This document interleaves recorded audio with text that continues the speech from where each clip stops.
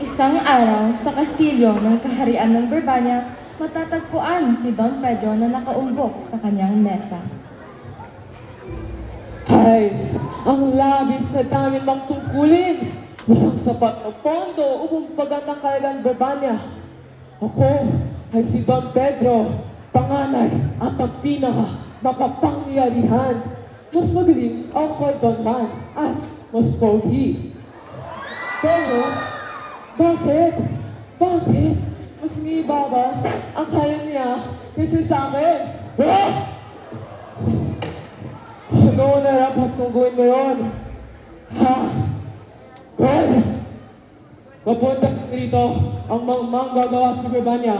Di aki ay walang makakikita sino man. Naintindihan. Nang sila'y dumating sa kaharian ng Reino de los Cristales, nagkaroon si Doña Maria Blanca ng isang anak.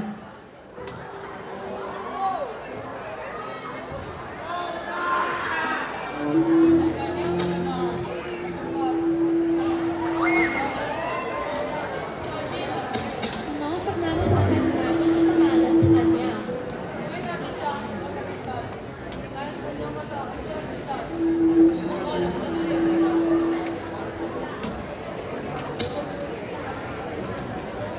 Nang sila'y dumating sa kaharian ng Reino de los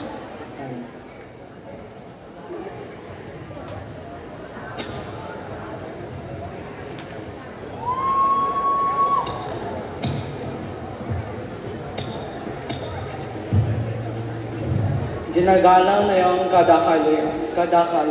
kadakilaan. Nakarating na po ang mga magnanakaw. Buti naman, alam niyo kung bakit nandito kayo? Tinala kayo dito sapagkat kinakailangan ko magnakaw ng mapagkukunan sa Brabania at ibigay sa amin. Kung tatanggapin ng hamon na ito, igagawa ko sa iyo na angkop na kabayaran. Sang-ayon, tinatanggap namin ang iyong alok. Tumpak ang pipili. Asahan mo, hinta ng pagdating bukas. Bumilik na yung sa akong gawain. Don Pedro, anak yung ginagawa? Mahalaga. Mahalaga na dito kumalat sa kanyang tao upang mapantili ang tanggal at reputasyon ng ating kaharian. Tunay na nga may alam ka sa mga ganitong bagay, ngunit itinuturing pa rin na mali ang pagnanakaw, lalo na kung ito ay magaganap sa kaharian ng sarili mong kapatid. Huwag kang mag-alala, titigil ako. Hindi nagtagal at narinig ni Doña Juana ang usapan, kaya't kanyang hinarap si Don Diego upang talakayin ang bagay na ito. Sinasabi ko sa iyo ngayon, kailangan mo sabihin ito kagad kay Don Juan. Yung hayaan na lumala ang kalagayan. Naunawaan ko, paulit-ulit ko na itong pinapahayag. Maaari mo lang ito pabayaan lamang. Hindi na ito problema mo. Bakit? Bakit hindi mo kayang panindigan ang tama? Palagi ka patuloy na tumatalima kay Don Pedro, bagamat alam mong may siya. Nais ko lamang ang pinakadakilang prayer sa iyo. Kung hindi mo sasabihin ito kagad kay Don Juan, marahil ay may na maghiwalay na tayo. Doña Juana, At, umili, kung nais mong tapusin ito, pasensya na. sana na may pinag-isipan mo pa ito na mabuti. Subalit, iyan ang iyong hinihiling. At sa gayon, Hindi na kita tutulungan pa. Isang araw, habang tinitingnan ni Don Juan ang kanyang mga dokumento, hindi niya matagpuan ang mahalagang tseke. Ha? Saan na po ang aking mga ginto? Palagi ko itinitago ito rito.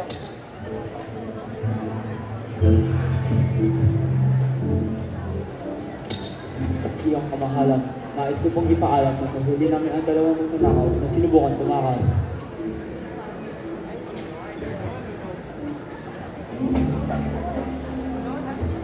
Ito ang aking mga ginto na hinahanap ko lamang. Hindi mo ako ninakawan. Maaga po kami humingi na yung paumanhin. Ipadala sila sa bilangguan.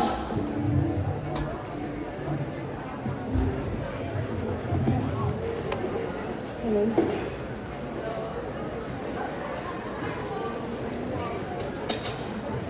Nasaan na siya? Ata ko sa oras na makita ko.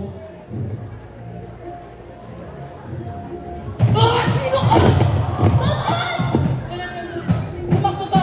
Isama mo ang bata!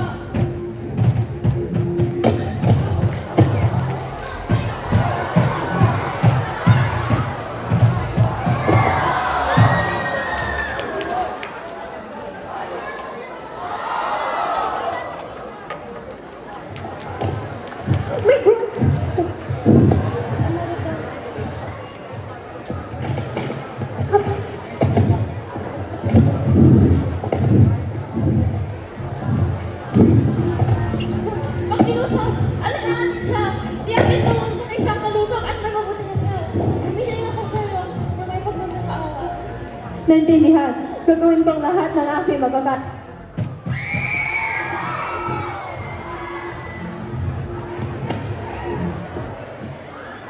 Elizabeth, Hindi nagtagal, lumaki si Doña Cristal bilang isang maganda at malayong babae. Ngunit labis nang nangungulinga ang kanyang mga magulang.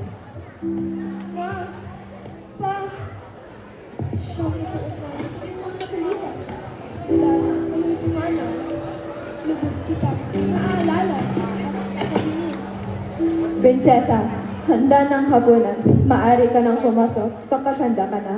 Salamat po.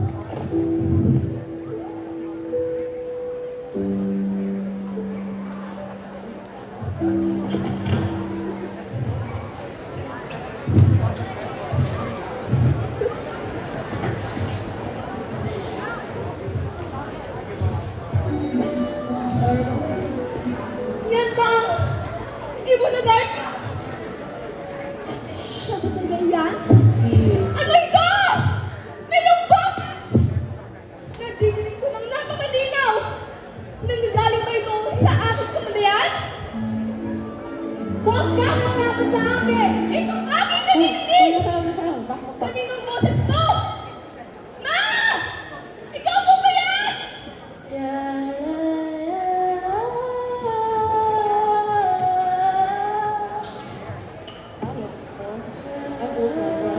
Nasaan na ako?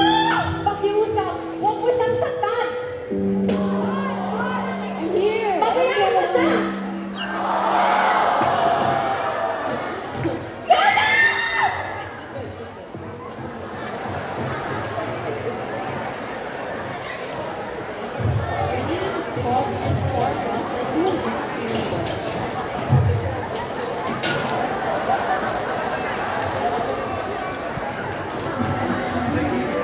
Anong naranasan?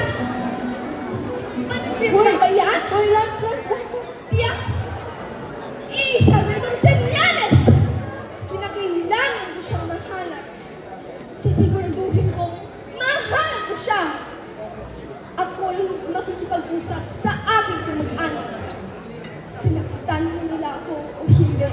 Ito lamang ang tanging paraan upang makilala ko ang aking lola. Tuluyan ang paglalakbay ng prinsesa patungo sa kaharian ng Bourbania. Nung nakarating siya, si Doña Leonora ay ang una niyang nakilala. Alright, pasensya po sa aking pagkiraan. Ako po si Donna Cristal, prinsesa ng kaharian ng Reino de los Cristales. Ang anak Dina Don Juan at Doña Maria Blanca. Ako'y walang nagtisi makadulog saan mang pinsala ng ating mga kaharian. Higit pang pagpapakilala ng aking lola ay ang tanging ginugusto ko at wala nang iba pa.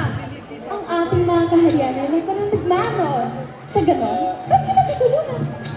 Meron akong alahas. Ako ay isang Rina. Rina ng Tanya, Kariang Berbanya. Walang silbi sa aking lahat sa dirang porcelana. Doña pakiusap. Handa akong sumunod sa inyong mga utusan. Akong gawin anong bagay, gagawin kong lahat. Pakiusap lamang. Ayaw niyo ba tulungan niyo ako? Kung iyan ang iyong ginugusto, na kailangan mo gawin isang bagay para sa akin. Tumungo ka sa malayong bundok sa pano. Matapos ay ibibigay mo anumang may balik mo sa akin. Gawin mo to at ako'y tutulong sa'yo. Naintindihan ko. Pakihintay ko sa aking pagbalik. Nang nakarating si Doña Cristal ng bundok sa Paro, siya ay naharapan ng isang lalaki may edad na at humihingi ng pairog. Sa wakas, ako yung dito na. Ayos ka lang ba?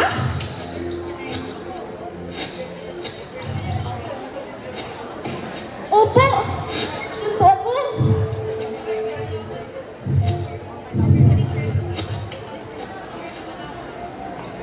Naintindihan po.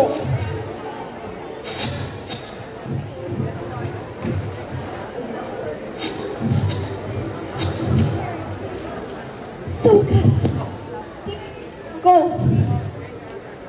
Marahil, ito ang halaman na tukoy ng matanda. Ano kaya ang mahiwagang bagay na ito? Mukhang isang susi. Maaari ito na lamang ang aking ibibigay kay Doña Lenora. Matapos niya makuha ang dahon ng halaman at ang kumikintab na susi, ay agad siyang bumalik sa matanda. Prinsesa, nandito ka na pala. Natamo mo na ba ang halaman? Siyempre naman po, ito pong halaman na aking nakuha. Maraming salamat, Prinsesa. Naglakad si Doña Cristal pabalik sa kaharian ng Berbanya na labis na mataas ang pag-asa siya'y tutulungan na. Lenora! Natupad ko na ang iyong kaibigan. Ito po ang aking kuha. Ayan lang, isang walang kwentang susi lamang yung hanap. The flower. Doña Lenora, nasa ang lola. Buhay pa ba siya? Walang nakakala. Isang araw bigla na siya nawala sa kaharian. Ay, siya ay hindi mabuti niya na. Sa katunayan, siya ay napasama niya na. Pinabayaan niya ang iyong nanay habang malaki. Kaya kay mas pinili siya ni Don Juan kasi sa akin. Kaso nga, masama lang ang gamitan niya sa kanya. Napasama, di ba? Wala nang iya! Paano mo ako masasabi yan tungkol sa aking mga magulang? Huwag mong panggugudyan ang aking pagnaganyan! Bo, masaya ang aking mga magulang bago silang binawian ng buhay ng iyong kaharian. Araw-araw silang naaalala. Patuloy kong hitangan na sila nandito pa. Hindi mo ba naisip kung gaano katagal na ako nang hirap? At ikaw, aking kasalanan! Aking maparusahan!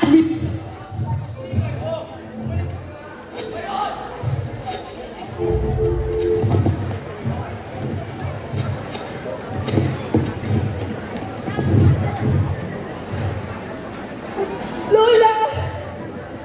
Nagkailan ko po talaga ng tulong. Hindi ko na alam kung ano magagawa ko ngayon. Ikaw! Kasalanan ng lahat! Kung hindi ka man pumunta sa atin, hindi ito mangyayari.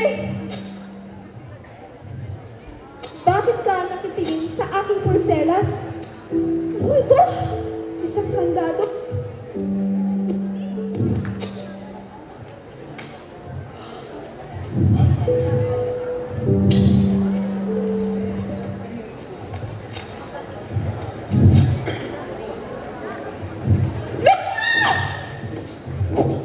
Na, pasensya na. Labis na miss na kita. Pasensya na. Lola, nangyari?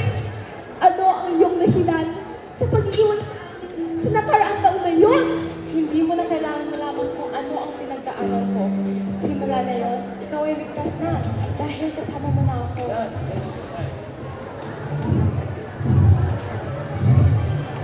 Pagkatapos, nakalaya sila sa piitan. At sa wakas, masayang namuhay ang prinsesa kasama ang kanyang lola sa kaharian ng Reino de los Cristales.